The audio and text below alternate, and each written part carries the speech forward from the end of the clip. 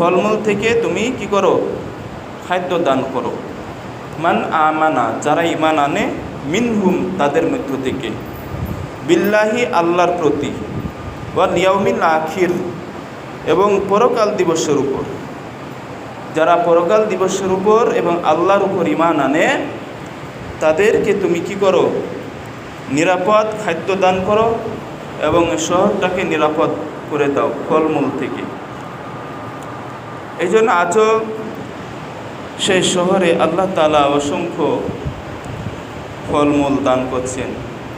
খেজুর, আঙ্গুর, বেদানা, কিশমিশ, অন্যান্য সব কিছু, প্রায় অনেক ফলমূলের গাছ এই শহর, এই নিরাপদ নগরী মক্কা নগরীতে আছে, যেটা ইব্রাহিম আলাইহিস সালাম দোয়া করে গেছিলেন। তার বাস্তব প্রতিফলন এটা ঘটছে এবং কিয়ামত পর্যন্ত এটা হতে থাকবে। এবং এই শহর নিরাপদ থাকবে, অর্থাৎ এখানে কোনো বিশৃঙ্খলা ঘটবে না এবং দাজ্জালও ঢুকবে না। মক্কা এবং মদিনায় দাজ্জাল ঢুকবে না। ফেরেশতারা মক্কা এবং মদিনাকে পাহারা দিবে। দাজ্জাল প্রবেশ করতে গেলে তারা কি করবে? তাকে বাধা দিবে, প্রতিহত করবে, যার ফলে সে ঢুকতে পারবে না।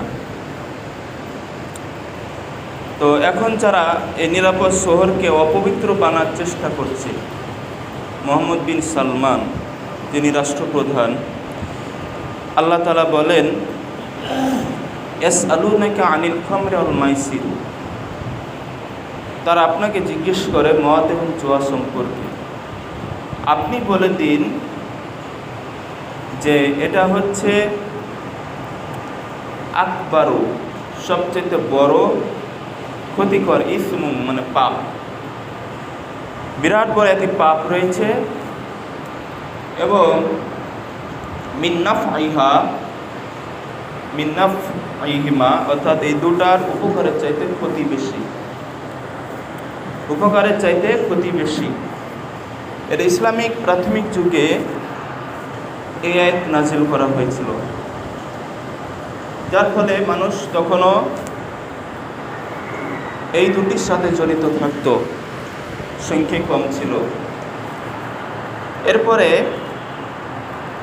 উডিয়া ইউহাল কাফিরুন লা আবুদু মা তা'বুদুন, রাসূল আপনি বলুন যে তোমরা, হে কাফিররা, তোমরা যার ইবাদত করো আমি তার ইবাদত করি না।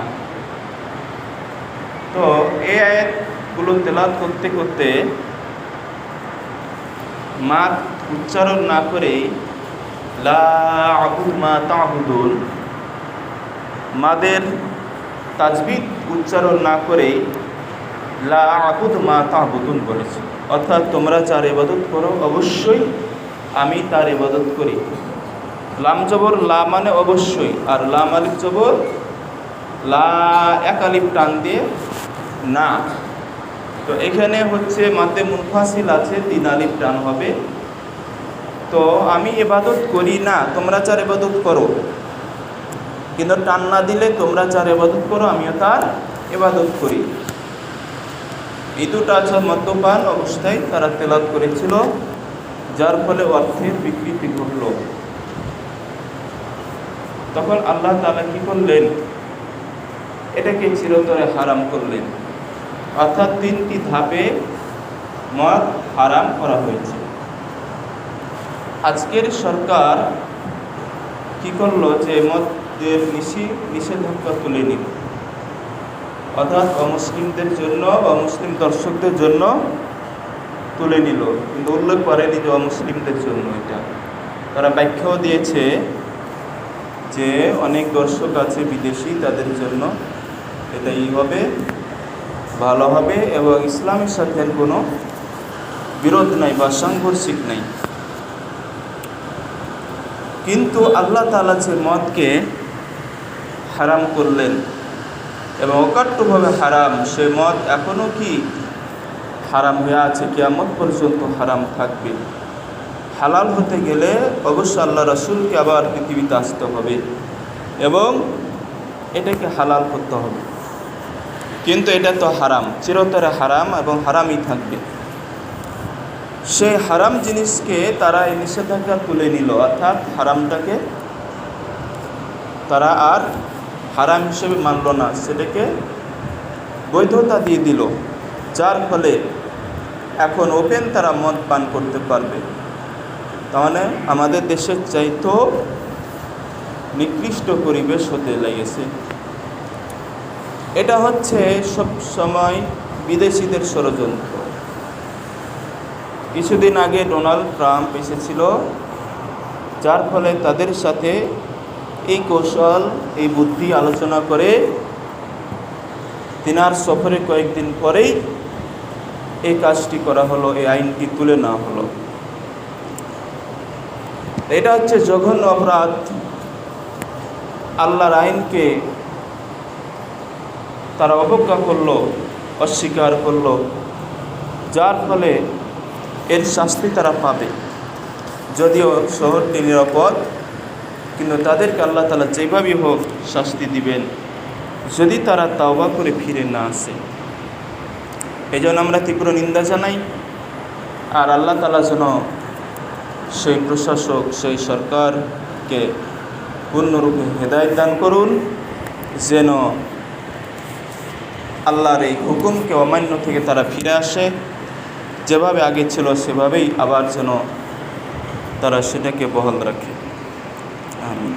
সম্মানিত মুশরিকরাম, তো এই মক্কার জন্য ইব্রাহিম আলাইহিস সালাম এইভাবে দোয়া করেছিলেন, ওয়াইদ ইয়ারফাউল ইব্রাহিম কাওয়াইদা মিনাল বাইত ওয়া ইসমাঈল।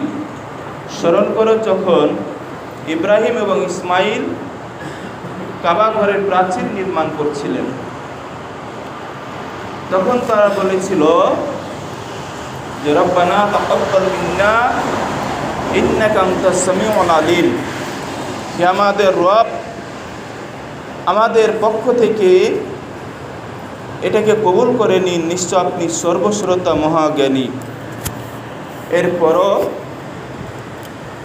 আল্লাহ তাআলা তাদের দোয়া কবুল করলেন, কাবা ঘর নির্মাণ করলেন।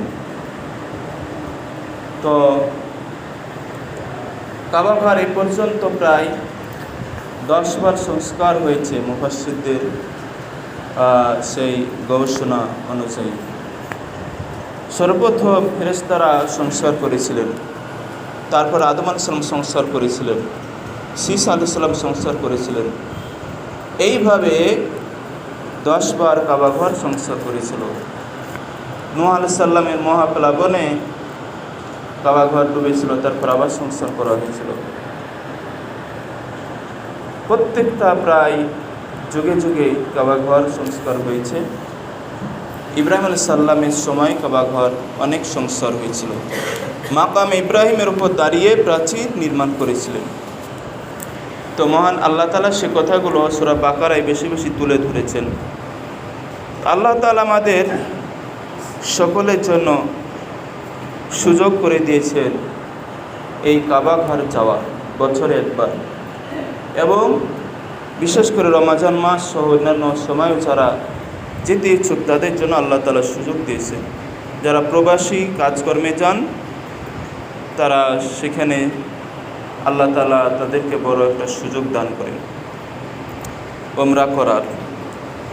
এই কাবা ঘরের ইতিহাস অনেক রয়েছে, যা সময়ের অভাব রয়েছে বলার জন্য।